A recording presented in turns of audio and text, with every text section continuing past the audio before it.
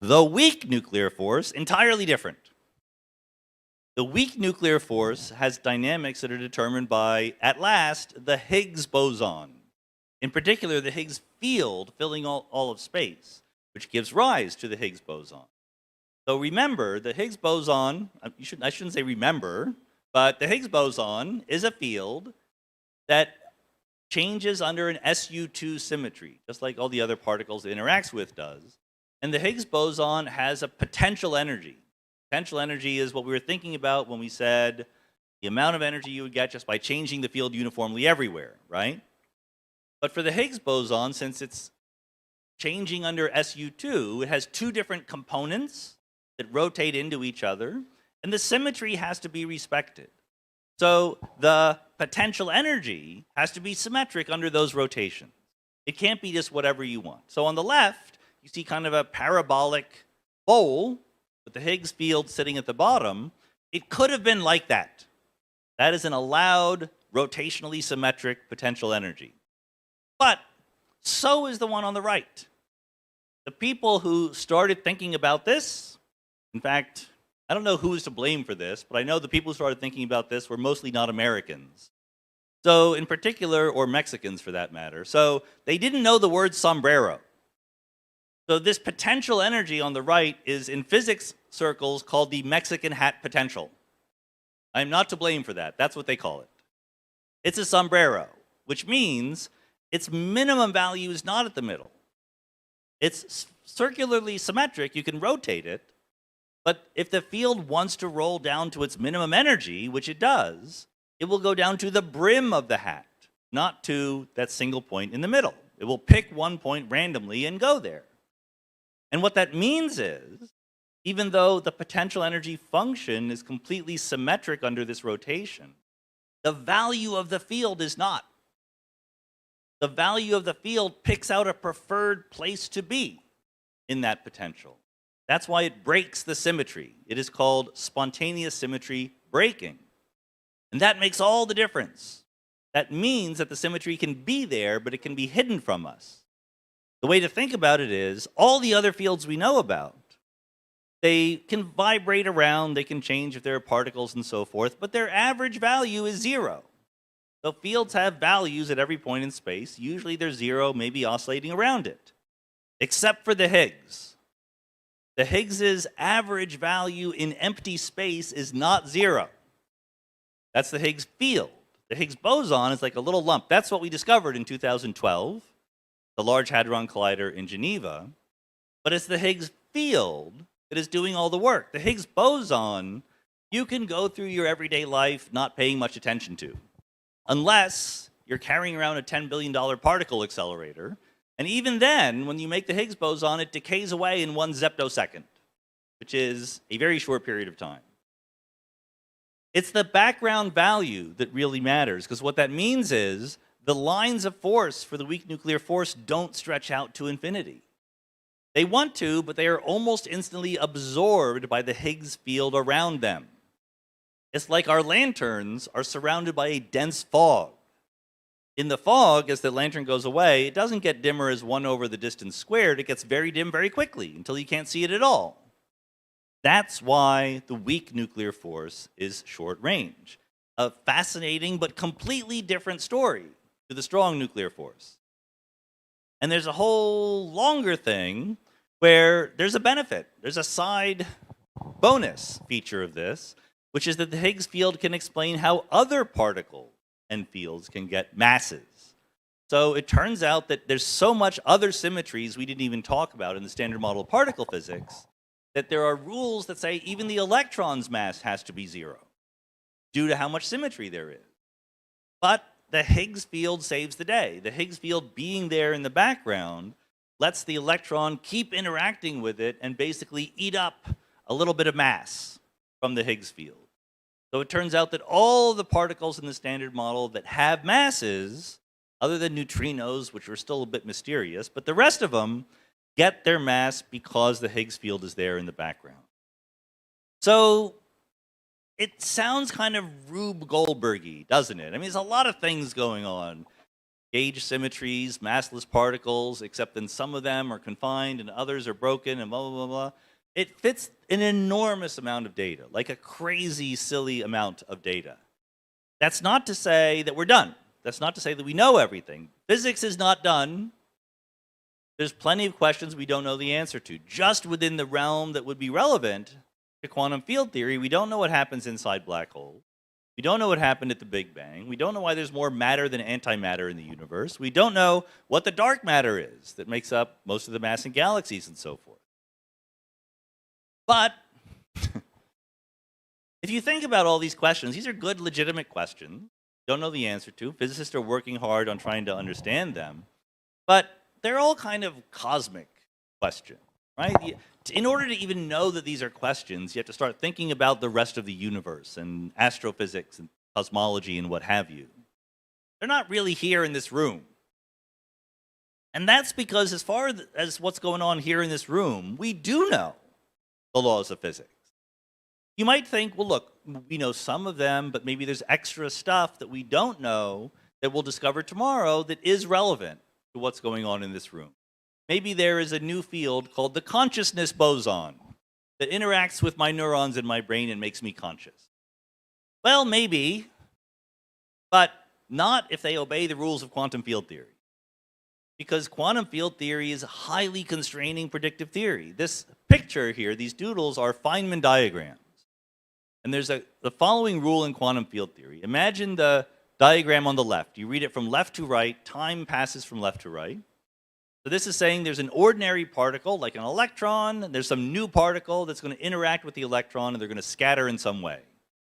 That could be true, absolutely. This is exactly the kind of thing that physicists hypothesize every day.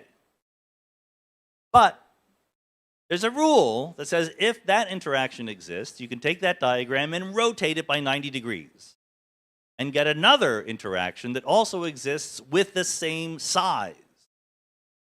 And that means I should be able to take, if the left-hand thing is important, I should be able to take two ordinary particles, collide them together, have them annihilate, and create two of the new particles. All I need is to smash together a whole lot of particles. Happily, that is particle physicists' favorite thing to do. We've done this a lot. And we have found all the particles in the standard model. We've not found any others. So it's not to say that there aren't others. There almost certainly are others that we haven't found yet, but there are escape routes as to why we haven't seen them yet. Maybe they're too massive. If they're very, very heavy, these new particles, then by E equals mc squared, we need a lot of energy to make them. That's why particle physicists want bigger and bigger particle accelerators so they can make new particles. The other way is maybe they're light enough to make, but they just don't interact with us very strongly. Maybe they're just very, very weakly interacting. And the point is, either one of those ways means that they're not relevant for what's going on in this room.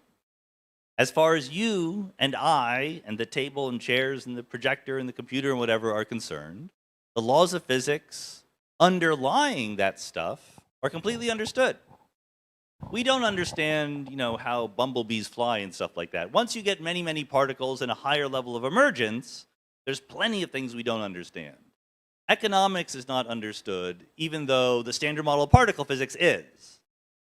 But economics has to be compatible with the standard model of particle physics. So this is an enormously strong constraint. These particles, the couple of quarks, the electron, the neutrino, and those forces with the Higgs in the background, those are the ingredients that go into the recipe that make up you and me. And most impressively, we figured it out. And the reason why that's important is this is the same punchline I had for my last talk, for my last book. The equations are much smarter than we are. These are a bunch of experiments and concepts here that lead us to derive that kind of equation. We have data that says, well, you need to explain this. All right, I propose a new field that does this. I test it, and it appears to be there. And what happens over and over again, once we've found that equation, we can extrapolate it into regimes that we've never done experiments in, and it still works. There are all sorts of phenomena that are implicit in this equation that we didn't guess when we wrote it down. Yang and Mills did not guess confinement or spontaneous symmetry breaking, but it was implicit in the equations. That's why it's worth doing a little bit of work to understand what these equations are telling us, because the laws of nature are written in the language of mathematics, and everyone in this room is 100% capable of understanding them. I look forward to a world in which more and more people smile when they see that equation. Thank you very much. Good. I don't know if you can see it with the lights on, but the answer is this top right plot there. That's data from the ATLAS experiment at the Large Hadron Collider in Geneva. The red part of the curve is what it would look like without the Higgs boson, and the blue curve is what it looks like with the Higgs boson. And we predicted that in equations beginning in 1964, and then we found it in the data. That's the difference. They don't have the predictions. Who's next? Yes. Well, I'll also thank you. And recently, there's been a new particle supposedly discovered called a glue ball. Can you expound on that? I can expound because it was discovered in between when I wrote my book and today. And I say in the book, we haven't found glue balls yet. Now I am wrong. But that's because physics marches on. It depends on what you mean by a particle to say a glue ball is a new kind of particle. We know that protons have gluons as well as quarks in them. And we know that gluons are themselves strongly interacting particles. So for a long time, it's been a natural question to ask, could you make a particle with gluons in it without any quarks in it at all? That would be a gluon. And the theory always suggested they should exist, but they last a very, very short period of time, and they're hard to make and hard to find. So we have finally done it, but it is exactly as the standard model predicts. Thank you. Quick question. If new particles are discovered, does that imply that there'll be new fields, or will they be governed by the same field? Oh no, that's a very good question, but we have a one-to-one map between the fields and the particles. So each particle comes from a field, each field gives you a particle. So when I say we have certain fields in the standard model, we've seen all the particles other than the graviton associated with them. And likewise, when I say the particles that we've discovered, we know all the fields associated with them. So there's no chance that fields that we know about, again, other than the graviton, give rise to particles we haven't yet seen. If we could discover the dark matter particles, will it be governed by one of the fields that we already knew about, or will there be a new field? The question is, does dark matter need a new field or not? Yeah. Almost certainly we need a new field. We have tried to make all the fields that we know and their associated particles be the dark matter. It doesn't work for any of them. The one possible loophole there is gravity. Because it's possible that in the early universe, there was some unknown mechanism that created a lot of black holes. Those black holes could be the dark matter. Can you help us understand how a gravitational wave cannot be determined as a graviton? Sure. When you see the light from the light, we overuse the word, but you're not seeing individual photons. There's actually some controversy over whether the most visually acute people can see individuals. It's thought that frogs can see individuals. But most of us, when we're looking at light in a room, see a combination of many, many, many photons piled on top of each other. And electromagnetism is a much, much stronger force than gravity. So in order to have any feeling for a gravitational force at all, you need to pile on top of each other many, many, many, many, many gravitons.